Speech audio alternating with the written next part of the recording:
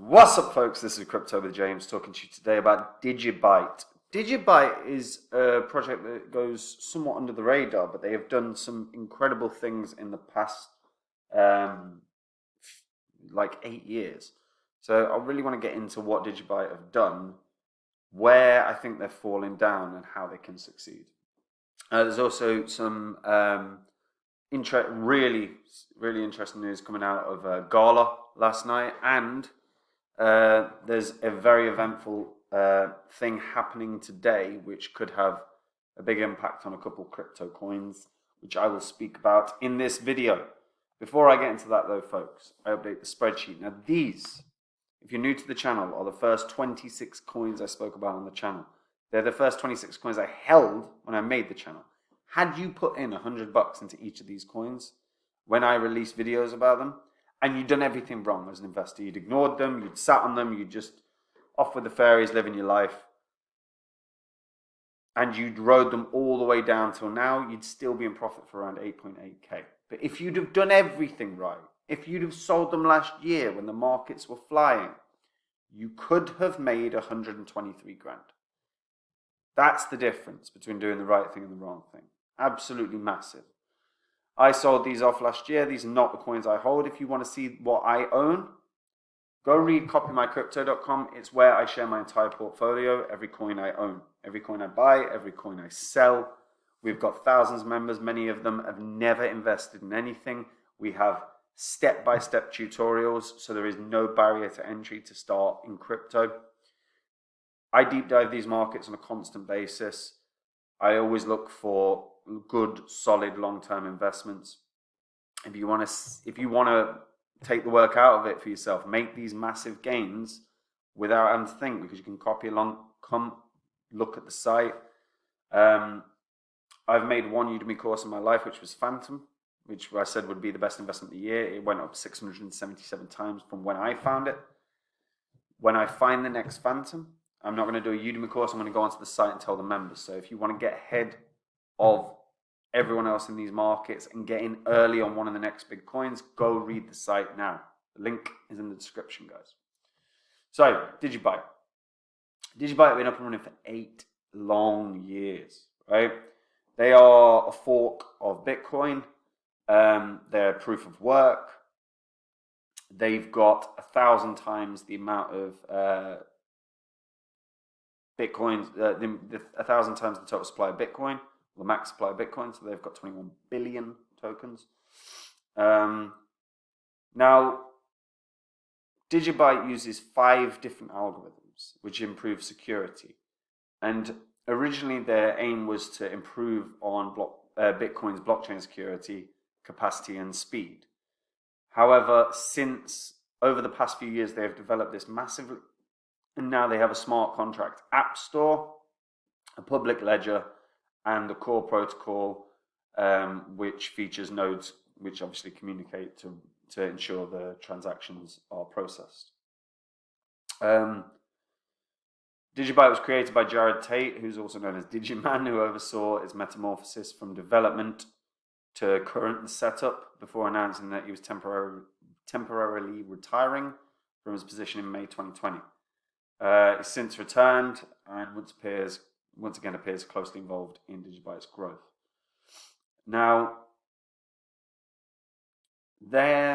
what they've actually been doing for the last few years is really pushing to develop this into the safest, strongest blockchain. So they believe they are now one of the safest, fastest, and longest and most decentralized blockchains in existence. They are completely decentralized. They were never funded through an ICO or significant amount of pre-mined coins. There is no CEO or a company controlling DigiByte's blockchain. It's a volunteer-based and global community-driven project. They use, obviously, proof of work, as well as 4 other cryptographic algorithms, which means real-time difficulty adjustment is so fast that malicious attacks are pretty much impossible. They've got blocks that occur every 15 seconds, which is 40 times faster than Bitcoin and 10 times faster than Litecoin. and early SegWit implementation and blockchain rigidity enable it up to 1,066 on-chain transactions per second with negligible fees. And again, that's a vital thing. Like, you want speed, you want cheap transactions. Now, the top layer that they've got is the App Store, and all types of digital assets can be created with the Digi Assets protocol on top of their blockchain. dApps can also be built on top of the DigiByte blockchain. Smart contracts should be easily encoded on this. Now, where this falls down for me, because actually, when you look at the fact that they have a strong security, good speeds, been around for 8 years, chart actually looks good when you realize that it's been new all-time highs each cycle. Generally looks pretty damn good.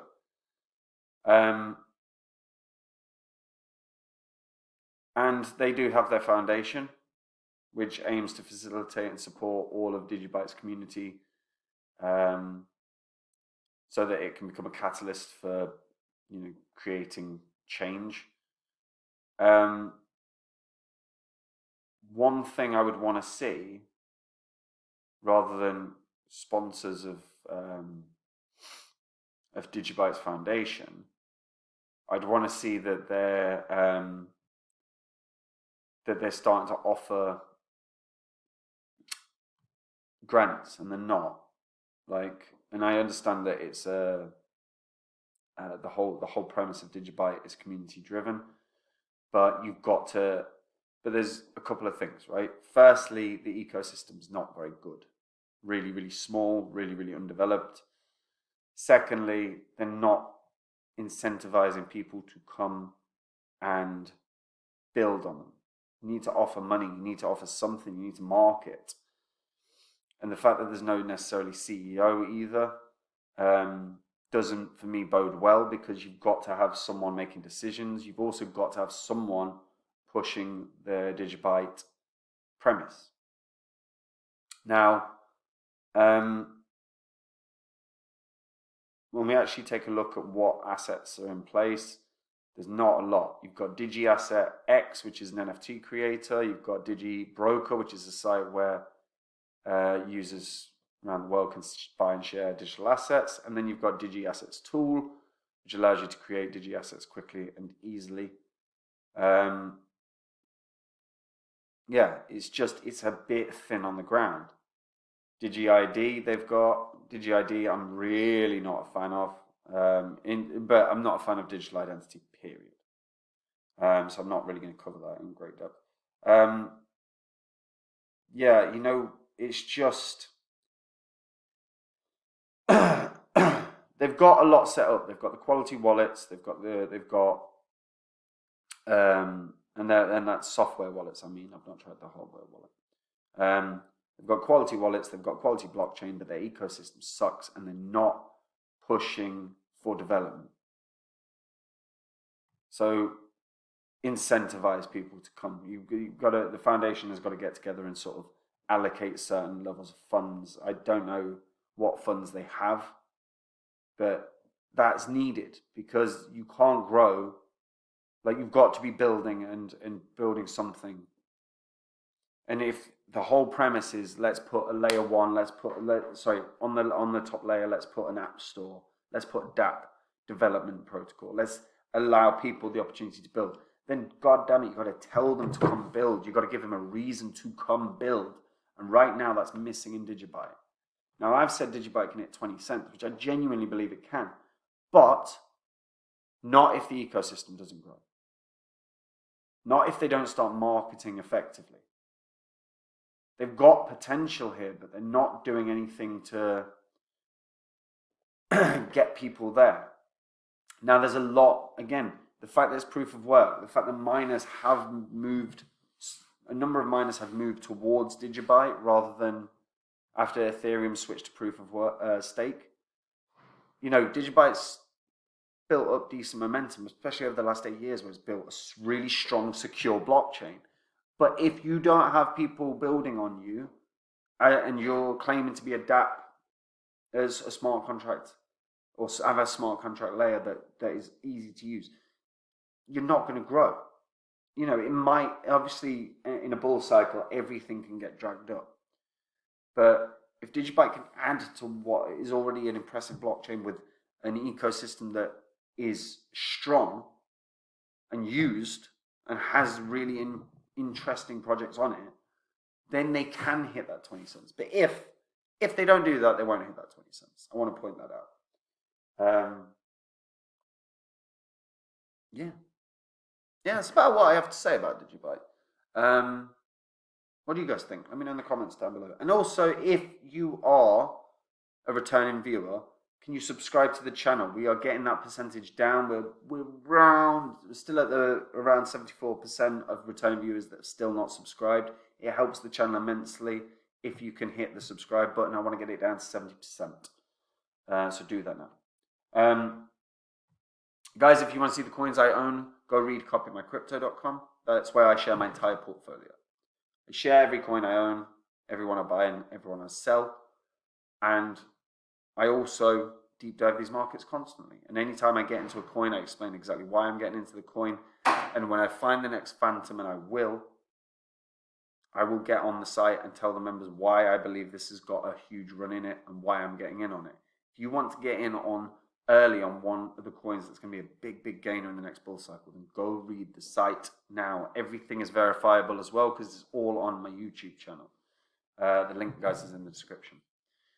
Right, there's a couple of things I really want to talk about, and you've got to pay attention to these, guys, because firstly, there was a 1 billion crypto hack fear that spurred a huge plunge in Gala overnight, 20% drop. But the firm, Gala's firm, implies that it attacked itself as a safeguard. So it said all Gala tokens on Ethereum as well as the underlying bridge collateral are safe, an affiliated firm tweeted. Chaos ensnared as Gala Games dropped like 20%, while a firm apparently related to the crypto play-to-earn platform said that they had actually effectively attacked themselves to prevent bad actors from absconding with users' money. Concerns developed after a single blockchain address appeared to mint over $1 billion worth of Gala out of thin air. When crypto watchdogs Peck Shield flagged that, P Network, who is the infrastructure for Gala, seemed to imply that it was behind the mint. So we noticed that P Gala wasn't being considered safe anymore and coordinated the white hat attack to prevent P Gala from being maliciously exploited. They said, suggesting that the new tokens were printed as a way to help P Network drain a faulty PancakeSwap pool. All Gala tokens are safe, explaining that the trouble was due to some kind of misconfiguration of the P Network bridge. For the time being, please consider the existing PancakeSwap pool to be invalid. So, sounds like it was all right. Gala actually dropped all the way to below 3 cents. It's since rallied back to like 3.5 cents. So it's regained all the ground lost immediately. So that would have been a good long if you'd have got in at the bottom. But yeah, it was just a weird one. And this is the kind of crazy stuff that can happen. So you've always got to be careful if you're in a long or a short. Now, this one I want to talk about. Elon Musk is doing his Twitter firings today.